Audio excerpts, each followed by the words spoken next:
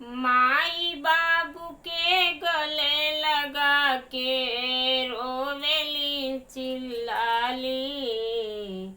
ओह दिन दुश्मन भी रोवेला जब बेटी ससुर जाली।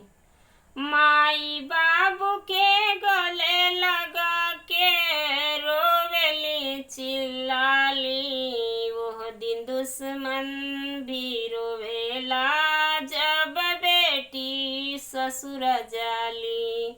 ओह दिन दुश्मन भी रोवेला जब बेटी ससुर जाली। घर में भैया भाभी रोवे दीदी अलगे ढिल मिलाली। घर में भैया भाभी रोवे दीदी अलगे ढिल मिलाली। ओह दिन दुश्मन भी रोवेला जब बेटी ससुर जाली। ओह दिन दुश्मन भी रोवेला जब बेटी ससुर जाली।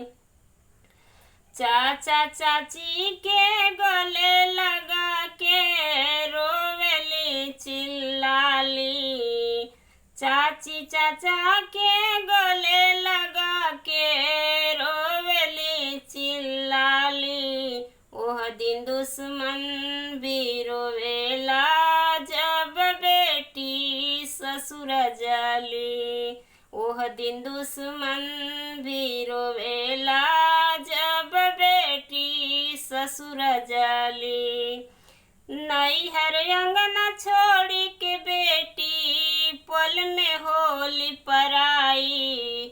सास ससुर के घरवा जाके रहेली डेराई। कुछ खाए पिए के मांगे नाही घुंघुटा काढ़ी ल जाली। ओह दिन दुश्मन भी रोवेला जब बेटी ससुर जाली। ओह दिन दुश्मन भी रोवेला जब बेटी ससुर जाली। घर में भैया भाभी रोवे दीदी अलगे चिल्लाली। ओह दिन दुश्मन भी रोवेला जब बेटी ससुर जाली। हर बेटी के जिंदगी में एक दिन दिनवा ऐसन आवेला। सुना प्रभु बतिया हमार पत्थर के भी रोवावेला। किरण गावे गीतिया रो रो सुना सोची घबरानी। किरण गावे गीतिया रो रो सुना सोची घबरानी। ओह दिन दुश्मन भी रोवेला जब बेटी ससुर जाली। ओह दिन दुश्मन भी रोवेला जब बेटी ससुर जाली।